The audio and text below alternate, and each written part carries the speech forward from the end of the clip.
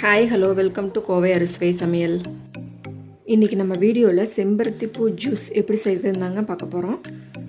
இதய பராமரிப்புக்கும் இளநரையை தடுப்பதற்கும் அதிகப்படியான முடி வளர்ச்சிக்கும் இந்த சம்மரில் பார்த்திங்கன்னா நிறையா பேர்த்துக்கு சிறுநீர் கழிக்கிறதுக்கு எரிச்சல் இருக்குங்க. அந்த மாதிரி பிரச்சனைகளை சரி செய்யவும் எல்லா விதமான மாதவிடாய் பிரச்சனைகளை சரி செய்யவும் இந்த செம்பருத்தி ஜூஸ் ரொம்பவே ஹெல்ப் பண்ணுங்க. என்னோடய வீடியோவை நீங்கள் இப்போ தான் ஃபஸ்ட் டைம் பார்க்குறீங்கன்னா கோவை அறுசுவை சமையலை சப்ஸ்கிரைப் பண்ணிக்கோங்க. பக்கத்தில் இருக்கிற பெல் ஐக்கானையும் மறக்காமல் ப்ரெஸ் பண்ணிக்கோங்க. அப்போ தான் நான் போடுற புது வீடியோஸோட நோட்டிஃபிகேஷன் உங்கள் மொபைலுக்கு ரிசீவ் ஆகும். வாங்க இயற்கையான முறையில் செய்யக்கூடிய இந்த ஹெல்த்தியான செம்பருத்தி ஜூஸ் எப்படி செய்கிறதுன்னு பார்க்கலாம். செம்பருத்தி பூ ஜூஸ் செய்கிறதுக்கு இன்றைக்கி நான் 10 செம்பருத்தி பூ எடுத்துக்கிறேன். கீழே இருக்கிற இந்த காம்பு நம்மளுக்கு தேவையில்லை. இந்த பச்சை கலரில் இருக்கிற காம்பை கிள்ளி எடுத்துருங்க. இந்த செம்பருத்தி பூக்கு நடுவில் இருக்கக்கூடிய மகரந்தமும் தேவையில்லை.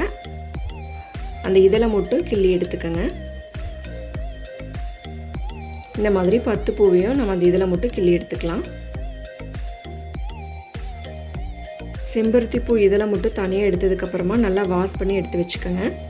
செம்பருத்தி பூ ஜூஸ் செய்கிறதுக்கு வெல்லம் தேவையான அளவுக்கு எடுத்து வச்சுக்கோங்க. இஞ்சி ஒரு துண்டு தட்டி எடுத்து வச்சுருக்கேன். ஏலக்காய் 3 நல்லா தட்டி எடுத்து வச்சுக்கோங்க. இப்போ எப்படி செம்பருத்தி பூ ஜூஸ் செய்கிறதுன்னு பார்க்கலாம். ஒரு பாத்திரத்தில் 400 ml தண்ணி எடுத்துக்கோங்க.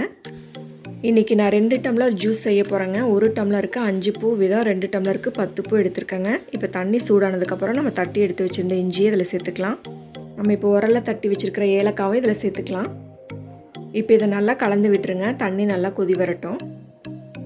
தண்ணி லைட்டாக கொதி வந்துடுச்சு. இப்போ நம்ம க்ளீன் பண்ணி வச்சுருந்த செம்பருத்தி இதழை இதில் சேர்த்துக்கலாம்.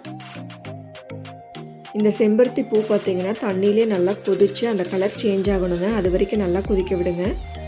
செம்பருத்தி பூ எல்லா விதமான மாதவிடாய் பிரச்சனைகளை சரி செய்யும். இருதய சம்மந்தப்பட்ட எல்லா விதமான பிரச்சனைகளையும் சரி செய்யும். முடி வளர்ச்சியை அதிகரிக்கிறதுக்கு ரொம்பவே ஹெல்ப் பண்ணும். இந்த செம்பருத்தி பூ இதழ் தண்ணியிலே கொதித்து நல்லா கலர் சேஞ்ச் ஆகிடுச்சு. தண்ணியே உங்களுக்கு நல்லா கலர் சேஞ்ச் ஆகிட்டுருக்கு பாருங்கள். இந்த செம்பருத்தி பூ நல்லா தண்ணியில் கொதித்து இந்த மாதிரி கலர் சேஞ்ச் ஆனதுக்கப்புறமா நம்ம எடுத்து வச்சுருந்த வெல்லத்தை சேர்த்துக்கலாம். நீங்கள் வெல்லத்துக்கு பதிலாக பனங்கற்பட்டி, பனங்கற்கண்டு, நாட்டு சர்க்கரை இந்த மாதிரி எது வேணால் சேர்த்துக்கலாங்க. வெல்லம் சேர்த்ததுக்கப்புறம் நல்லா கலந்து விட்டுட்டு இப்போ ஒரு 3 நிமிஷம் நல்லா கொதிக்க விடுங்க. அவ்வளோதாங்க, நல்லா கொதிச்சிருச்சு. இப்போ நம்ம அடுப்பு ஆஃப் பண்ணிவிட்டு வடிகட்டி எடுத்துக்கலாம். இந்த மாதிரி எல்லாத்தையும் வடிகட்டி அந்த தண்ணியை மட்டும் நம்ம ஃபில்ட்ரு பண்ணி எடுத்துக்கலாங்க. இது நல்லா ஃபில்ட்ரு பண்ணதுக்கப்புறமா 2 டம்ளருக்கு 2 tablespoon lemon juice add பண்ணிக்கலாங்க.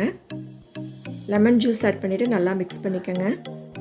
இது நல்லா கூலாக குடிக்கணும்னு நினைக்கிறவங்க இது ஆறுனதுக்கப்புறமா ஃப்ரிட்ஜில் வச்சுட்டு கொஞ்சம் நேரம் கழித்து எடுத்து சர்வ் பண்ணுங்கள். ரொம்ப நல்லா கூலிங்காக இருக்கும். அவ்வளோதாங்க, ரொம்ப அருமையான ரொம்பவே ஹெல்த்தியான ஃபென்டாஸ்டிக்காக நம்மளுடைய செம்பருத்தி பூ ஜூஸ் சூப்பராக ரெடி ஆயிடுச்சுங்க. இந்த மாதிரி செம்பருத்தி பூவை நம்ம இன்டேக்காக எடுத்துக்கிறதுனால நம்ம உடம்புக்கு ரொம்ப நல்லதுங்க. இந்த மாதிரி டிஃப்ரெண்ட்டான ஹெல்த்தியான ஜூஸை நீங்களும் வீட்டில் ட்ரை பண்ணி பாருங்கள். எல்லாத்துக்கும் ரொம்ப பிடிக்கும். குழந்தைங்கள்லேருந்து பெரியவங்க வரைக்கும் எல்லோரும் வேணான்னு சொல்லாமல் ரொம்ப விரும்பி குடிப்பாங்க. ட்ரை பண்ணி பார்த்துட்டு உங்களோட ஃபீட்பேக்ஸை என் கூட மறக்காமல் ஷேர் பண்ணிக்கோங்க.